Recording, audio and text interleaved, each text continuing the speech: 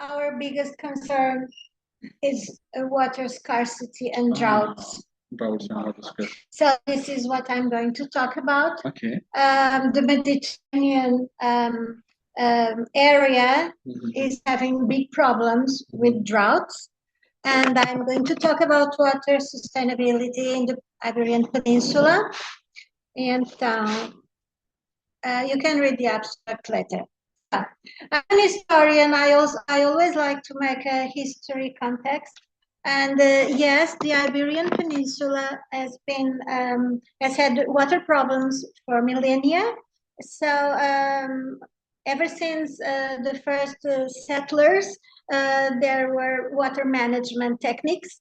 And when we were invaded by the Romans brought lots of techniques to manage water, like this aqueduct that I show here. And water management in mountain areas with terraces to keep water in the fields, and also wells to bring water to the surface. This is an Arab technique because the Iberian Peninsula was also invaded by the Arabs, who brought many important water techniques that we still use nowadays. And then in the 20th century, states, both in Spain and Portugal, considered it very important as a national policy to build dams. Dams were very important as for multiple purposes: demographic, economical, cultural, social development of the people, to supply electricity and build our industries. Our countries, both Spain and Portugal, had very little industry, and those dams were very important to develop that part, to increase industrialization, and to irrigate crops and increase agricultural production. So in Portugal, there are 260 large dams, which mean they are over 15 meters high or over 1 million cubic meters. And they are used for agricultural irrigation, public water supply, electricity production. Portugal is a country that produces most of its electricity from natural sources, and one of them is dams. And now, for a few decades already, dams are also used for leisure, for sports, for sailing, rowing, fishing, and also for flood prevention when rivers run high. In Spain, there are over 1,200 large dams, and mostly they were built before 1960. So in Portugal, irrigated land amounts to 252,000 hectares. So there's a lot of land that's irrigated by dams, because I should have said earlier, we have a very separate climate. We have rain in the winter, but we have 6 months of no rain at all.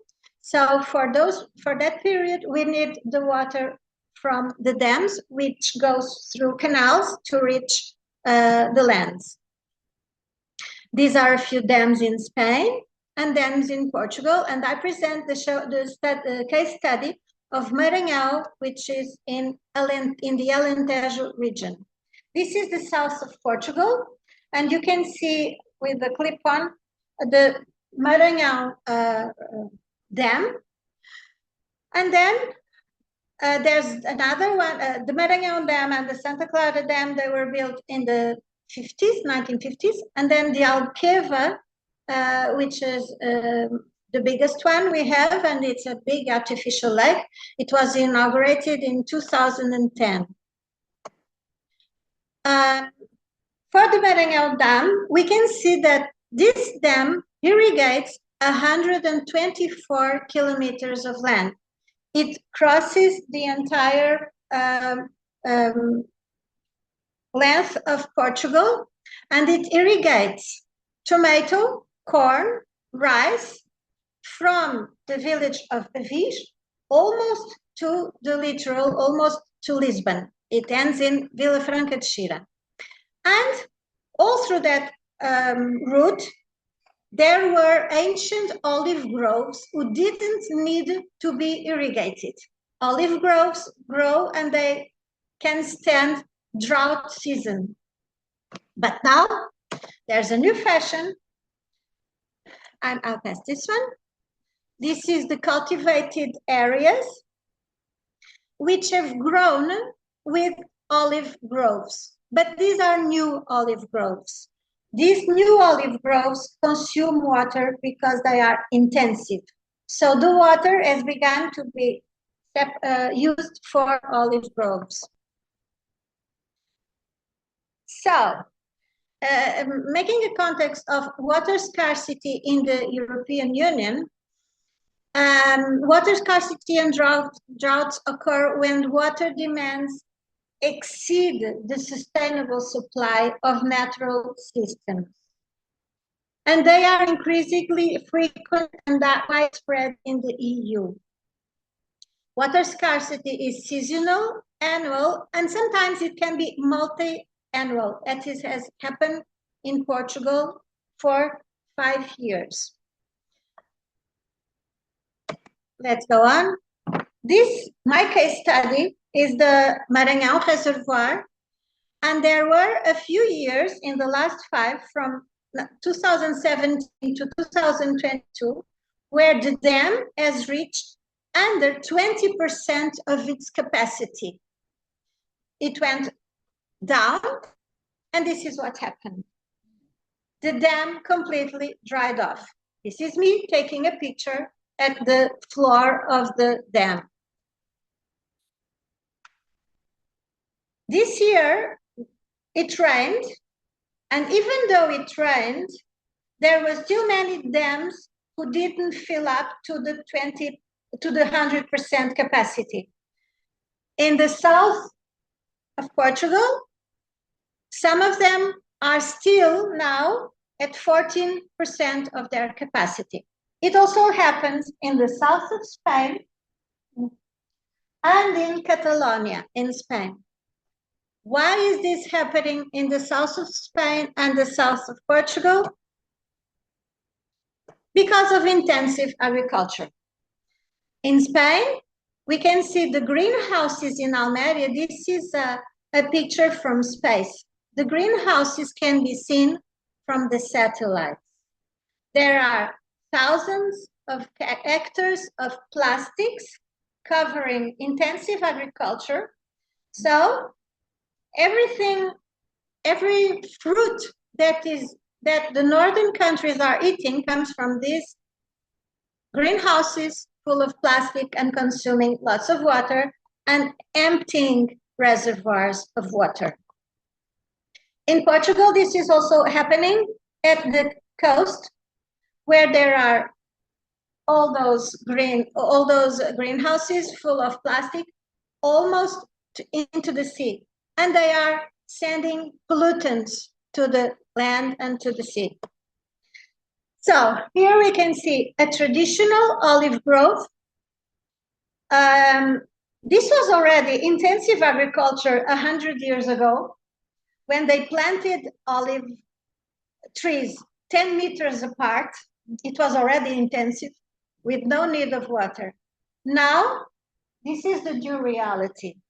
They are planted 50 centimeters apart, and they are watered and pulverized with chemicals 24/7 all year round. That's why that dam went down, as I showed you. Pesticides are being used near people's homes. And there's a chemical contamination of the reservoir. Even when it goes up, the water, you can see the green there.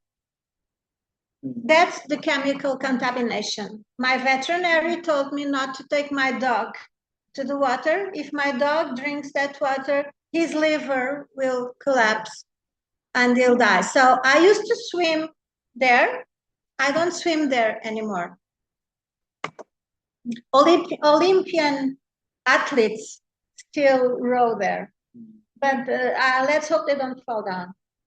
So this is a super intensive agriculture with the extractivist model. It copied the Californian model. It's monoculture, highly mechanized, intensive use of water.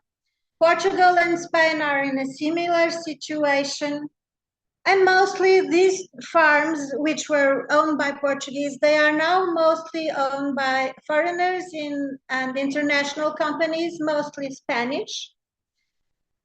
And these agricultural products have turned into commodities. This type of agriculture creates no new permanent jobs. This is not interesting for the local economy. They only create temporary jobs with low wages and illegal immigrants living in the worst possible conditions. It's a shame in a country which had a revolution 50 years ago with the important legislation for labor, and then they use this type of immigrants and there's no control at all. They go around the roads walking. We don't know where they're going, and it's a bit shameful for me as a Portuguese person to have these people working in bad conditions. I don't know what are their wages. I don't know what kind of conditions they have, and no one controls them. And they didn't like it that I took their picture. So this is an illegal picture. At the same time, we also have excess tourism. And tourism also is a very important consumer of water. And also it emits gas emissions, and it transforms the land, and it generates important carbon footprint. And there are luxury resorts being built by the sea without water, and they are putting their golf courses, which consume a lot of water. So in our last anniversary of the 25th revolution, there's a parade always to commemorate the revolution. And one of the banners said, we had a carnation revolution, but now we have no water for carnations. And another banner said, take your hands off Alentejo.